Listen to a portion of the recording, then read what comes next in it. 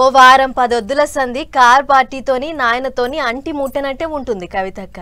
నాయనకు రాసిన ఉత్తరం బయటికి పొక్కుడుతోని అక్క మనసులున్న మాటలు కూడా మైక్ల ముంగట్టుకు వచ్చినాయి. మరి ఎవరి మీద కోపమో ఏమో గానీ కొత్త ఆఫీస్ కూడా తెరిచింది కవితక్క.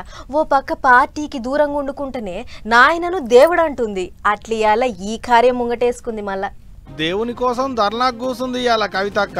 అదే అలా నాయన కొరక అన్నట్టు కాళేశ్వరంలో కమిషన్లు తీసుకుంటాని కేసీఆర్ సార్ కు నోటీసులు ఇస్తే అట్టెట్టిస్తారని గర్వమైంది గవర్నమెంట్ వాళ్ళ మీదకి. నేను ఇవాళ ఛాలెంజ్ చేస్తా ఉన్నా, కేసీఆర్ కాబట్టి గట్టి గుండె కాబట్టి ధైర్యం ఉంది కాబట్టి ఇటువంటి ప్రాజెక్ట్ ఆయన ఆలోచన చేయగలిగింది. ఈ కాంగ్రెస్ ప్రభుత్వం కనీసం కల కూడా కనలేదు అటువంటి ప్రాజెక్టు కట్టాలి తెలంగాణకని. ఆయన తెలంగాణ యోధుడు, నీళ్ల కోసం పుట్టినటువంటి ఉద్యమం కాబట్టి ఇంత పెద్ద ప్రాజెక్టుకి ఆయన రూపకల్పన చేసింది. ఏం తప్పు చేసిండని మా నాయనకు నోటీసులు ఇచ్చిలో చెప్పాలని కరమైంది.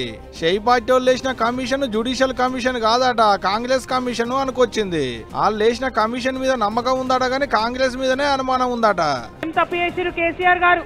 నీళ్లు ఇవ్వడం ఆయన చేసినటువంటి తప్ప, నిధులు తీసుకురావడం ఆయన చేసినటువంటి తప్ప, కేసీఆర్ కిట్ ఇవ్వడం ఆయన చేసినటువంటి తప్ప, అభివృద్ధి పదంలో తెలంగాణను దేశంలో నంబర్ 1 గా నిలబెట్టడం తప్ప ఎందుకోసం నోటీసులు ఇచ్చిరని ఇవాళ తెలంగాణ జాగృతి తరఫున నేను కాంగ్రెస్ ప్రభుత్వాన్ని ప్రశ్నిస్తా ఉన్నాను. కార్ పార్టీ అధికారంలో ఉన్నప్పుడు 3 పంటలకు నీళ్లు వచ్చేడుతుండే. ఇప్పుడు షెయి పార్టీ ఎలుగులైనాక ఒక్క కారుకు కూడా నీళ్లు రాకుండానే పంటలన్నీ ఎండబెడుతులు అన్నట్టు దుబ్బెత్తి పోసింది కవితక్క. అది చాలదన్నట్టు ఇంకా ఉల్టా వాళ్ళ నాయన మీద లేనిపోని బుడద చల్లుతులాట. నాయన మీద ఈగ కూడా ఆలకుండా రక్షణ కవచం లెక్క ఉంటాము అనుకొచ్చింది కవితక్క. కేసీఆర్ గారికి నోటీస్ ఇచ్చిరంటే యావత్ తెలంగాణకు నోటీస్ ఇచ్చినట్టే అని భావిస్తూ మీరు ఇబ్బంది పెట్టేటటువంటి ప్రయత్నం చేస్తే మేమందరం కూడా ఒక రక్షణ కవచంగా వారి చుట్టూ ఉంటాం. కేసీఆర్ గారి మీద ఈగ వాళ్తే కూడా ఊరుకోమని చెప్పినాం. అగనట కేసీఆర్ సార్ కు నోటీసులు ఇస్తే తెలంగాణ పబ్లిక్ కు ఇచ్చినట్టేనట. మళ్ళా అయినా కాళేశ్వరం కట్టకు ఒక్క పిల్లర్ కుంగినందుకే కమిషన్లు అంటున్నారు. ఏడాదికెంచి కుంగిన పిల్లర్లు ఎందుకు కట్టలేదో చెప్పాలనేది కవితక్క అంటున్న మాట. నడమ పువ్వు పార్టీల గురించి మాట్లాడుకుంటా గిట్ట అన్నది. బీజేపీ పార్టీలా ఒకడే ఒకడు తెలంగాణ బిడ్డ ఈటెల రాజేంద్రన్ ఉన్నాడు, మరి ఆయనన్నా మాట్లాడతాడేమో అని నేను అనుకున్నా. కానీ గోదావరి నీళ్లు అక్రమంగా చంద్రబాబు నాయుడు గారు తరలించకపోతుంటే ఈటెల రాజేంద్రన్న కూడా మాట్లాడలే.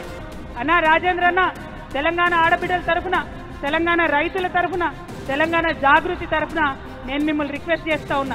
గిట్ట గల్లీకెంచి ఢిల్లీ దానక దేన్ని నిడవలే, వాళ్ళ దేవునికి నోటీసులు ఇచ్చిలని ధర్నా చేసేందుకు రోడ్డు ఎక్కింది అన్నట్టు. ఇంటోళ్లతోనేమో అంటి ముట్టనట్టు ఉంటుంది, మీదికి మాత్రం నాయనే నా దేవుడు అంటుంది. ఇదెక్కడి కథ అనబట్టి పడిపడని పార్టీలోళ్ళు.